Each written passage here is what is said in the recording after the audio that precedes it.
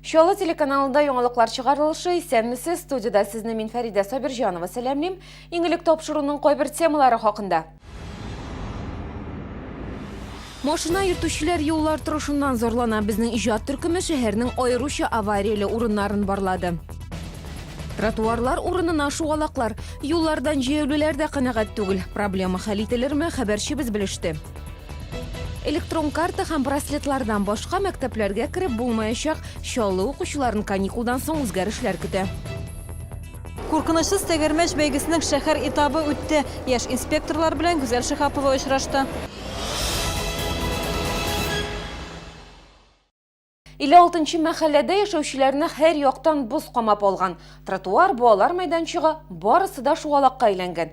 Бирдә яшәүчеләр әйтүенчә, идарә итү оешмасы аларның сүзләренә колак салмый. Ә коммуналчылар исә шәһәрдәшләрдән бернинди гариза да алмадык ди. Хәбәрчебез дәвам итә.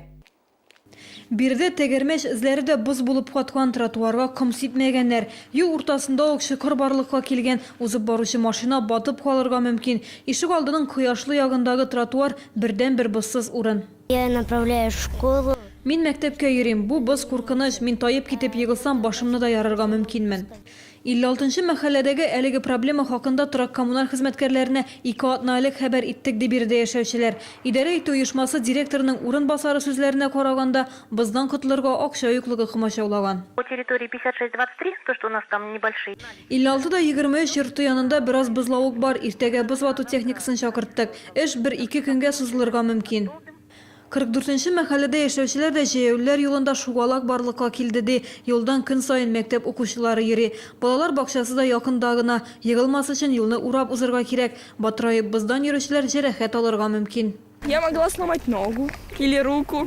Мин аягымны яки кулымны сындыра ала идем. Куркыныч, биредә коляска белән әниләр йөри, балалар әби-бабайлар да йөри. Паритет идарә итү оешмасында әлеге юл шәһәр хакимияте карамагында дип белдерделәр. Шуңа күрә гаризаларны автомобиль юллары предприятиесына юлларга кирәк. Гүзәл Шихапова, Гөлназ Хасанова, яңалыклар. Чаллы ТВ каналының кайнар элемтә телефоны тәүлек дәвамында эшли. Сезне нәрсә борчый? Нинди сорауларыгыз бар? Шалтыратыгыз. Кайнар элемтә телефоны 51 31 31.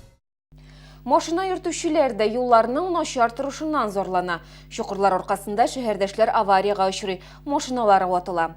Дөрес, юлчылар чукырларны инде берничә атна элек ямарга керешкәннәр иде. Тик проблема бүген дә актуаль кала бирә. Шәһәрдәшләр фикеренчә, Чаллы юлларында чукырлар күп булуның төп сәбәбе финанслар җитмәү. Алар юлчылар акчаны экономияләргә мәҗбүр. Бу исә асфальтның сыйфатын начараюга китерә дип саный.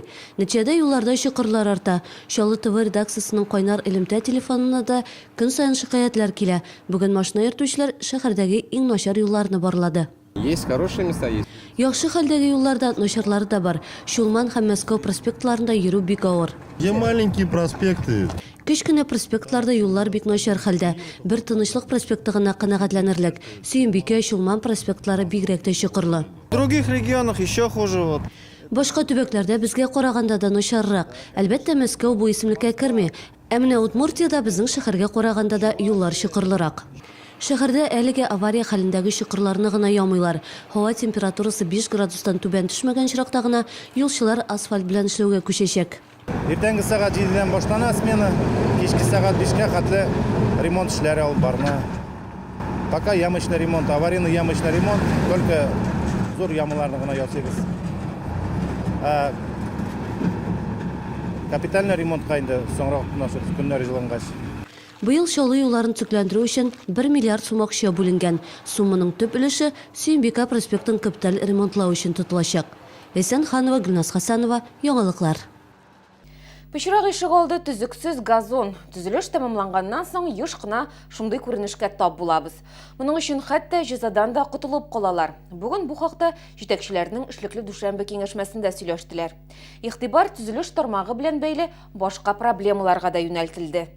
Бүген җитәкчеләрнең эшлекле дүшәмбе киңәшмәсендә шәһәрне төзекләндерү кагыйдәләрен бозган компаниялар турында сөйләштеләр. Башкарма комитет җитәкчесендә оешма предприятиеләрнең мондый тәртибе ризасызлык уятты. Какие меры приняты? Вы как Нинди чаралар күрелде? Ордерларны бирүче кеше эшләрнең вакытында төгәлләнүен контрольдә тотарга тиеш. Шартлар үтәлмәгән очракта җәзада булырга тиеш. Әгәр моңа кешеләрнең җавапсызлыгы сәбәп икән. Соңрак сүз Дамкор компаниясына күчте. Оешманың инде 2 ордерының срогы чыккан. Дамкор наказали?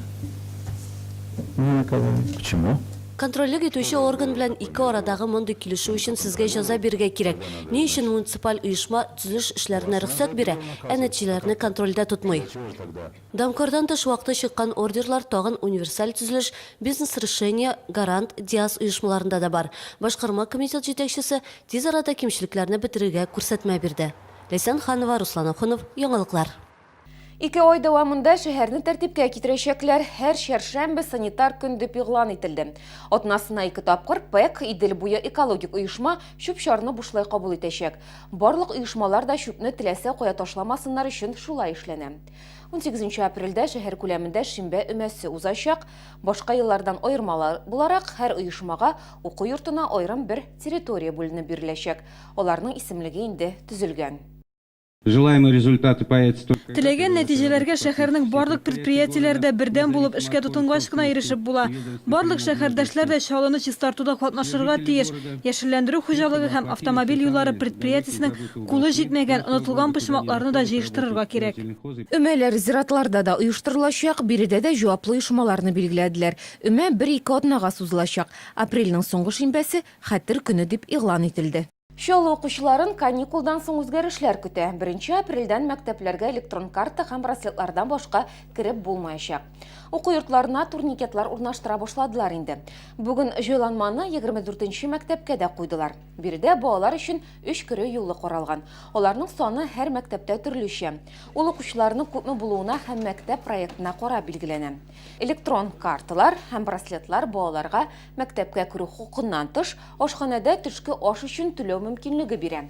Электрон җайланмаларны ата-аналар имза куеп алачак. Bizim мәктәптә 611 бала барлыгы укый. Һәр берсенә карточкалар кайтты һәм беренче класстан алып 4нче класска кадәр аларның браслетлар булачак. 5нче класстан алып 1нче класска хәтле аларның карточка, пластиковый карточка, банковский булачак инде. Бүгеннән башлап без ата-аналарга тарата башлыйбыз аларны. Мәктәп укучылары юл кагыйдәләрен белүдә көч сынашты. Бүген куркынычсыз тәгәрмәч бәйгесенең шәһәр этабы узды. Биредә 19 команда көч сынашты. 10ннан алып 12 яшькәчә мәктәп укучылары медицина буенча сорауларга җаваплар язды, юл йөрү кагыйдәләре буенча тест узды. Ә иң мавыктыргыч бу кагыйдәләрне тәҗрибәдә кулланып хатасыз велосипедта йөрергә кирәк иде.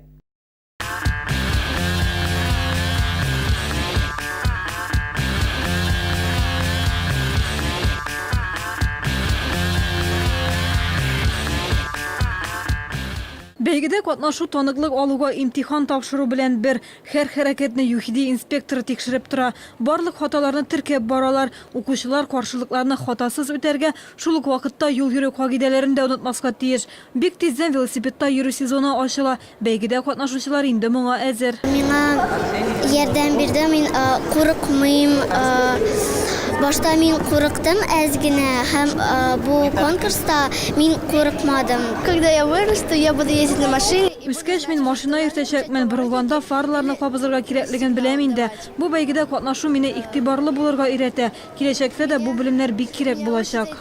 Мәктәп укучылары бу бәйгегә ел башыннан ук әзерләнгән өстәвенә бәйге барышында балаларның беренче ярдәм күрсәтү һәм юл йөрү кагыйдәләре буенча да белемнәрен тикшерделәр. Командалар сорауларга җаваплар язды, тест үтте. Инспекторлар белдерүенчә, әзерлек вакытында алган белемнәре үзләре өчен генә түгел, ә барлык шәһәрдәшләр өчен дә кирәк. Яшь инспекторлар отрядлары ЮХИДИ инспекторлары белән рейдларга чыга. Они объясняют юным участникам дорожного движения. Алар балаларга кагыйдәләрне үтәргә кирәклеген аңлата. Юлны тиешле урында гына чыгарга светофорның кызыл уты янганда юл аша чыгарга ярамый дип сөйлиләр. Кагыйдәләр язылган брошюралар тараталар.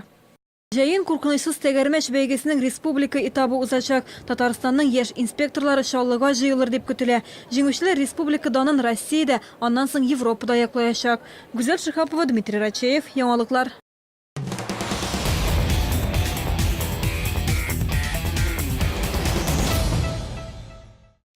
Дельфин yüzü бассейні өзінің 30 yıllık юбилейін белгілеп өтті. Тонтоналы бейрам чорасына бассейні түзушілер, спорт мәктәбінің ішіне зор үлеш кіртушілер келді. Вақиға орында біздің хабаршыбызда болып қайтты. Баштарак дельфин бассейны урынына yüзү урыны гына түзергә теләгәннәр, әмма зур шәһәр өчен кечкенә объект әз булыр дип уйлыйлар. Төзелеш эшләре яшерен рәвештә алып барыла, аны беренче склад дип кенә атап йөртәләр. Җитәкчеләр эшләрен югалту куркынычы янаса да, бассейны төзү эшен тормышка ашыруны дәвам итәләр.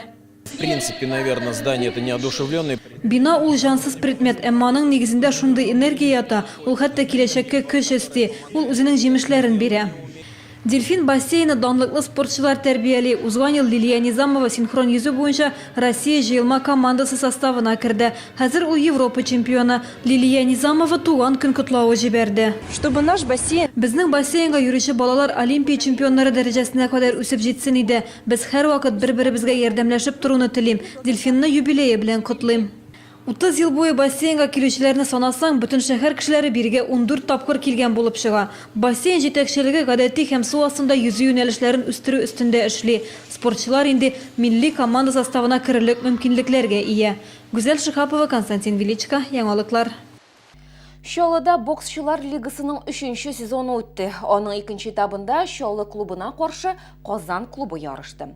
Шуны әйтергә кирәк, Казан клубы элекеге сезонның җиңүчесе иде. Шуңа да карамастан Шолы боксчылары аларга тиешле каршылык күрсәтте. Ярышларның нәтиҗәсе Шолы спортчылары файдасына 4-1. Ярышның финалы Казанда үтәчәк, ләкин аңа эләгү өчен тагын 2 очрашу үткәрергә кирәк. Бокс лигасы 12 апрельдә Леногорскида, 3 майда Шолыда үтәчәк. Ярышларда 4 клубтан тыш Түбән Новгород, Ульяновск, Самара клублары да катнашты. Шуңа күрә лиганы оештыручылар киләчәктә клубны зурайтырга да ниятли. В нашем проекте задействован благотворительный... Безнең проектта Николай Валуевның Хәрия фонды да катнашты. Ул үзе башараның башында тора. Ул безгә лиганы төбәкләргә бүләргә тәкъдим итте. Без әлегә уйлыйбыз.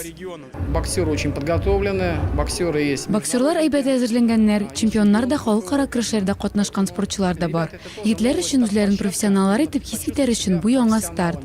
Минемчә, бу һәр спортсменның хыялы. Бәлки берәрсе профессиональ спортка китәр. Ветер спорт комплексында ирекле көрәш буенча бөтен Россия турниры үтте. Ул тренер, укытучы һәм спорт мастері Владимир Пановның якты истәлегенә багышланды. Ярышларда 7-дән алып 20 яшькәчә 300-дән артык спортчы чыгыш ясады. Катнашучылар саны күп булу аркасында 3 майданчык кына җитмәде. Көрәшчеләр күрше залда да бил алышты. Без борьбы не может быть. Спортның көрәшсез күз алдына китереп булмый, бу бик матур спорт түрі. Ул ир-атларны тәрбияли, монда бер мизгел эчендә карар кабул итәргә кирәк. Шуңа күрә көрәш белән сәләтле малайлар гына шөгыльләнә. Бүгенгә менә шулар, мин сезнең белән саубулашам, исән-имин булыгыз.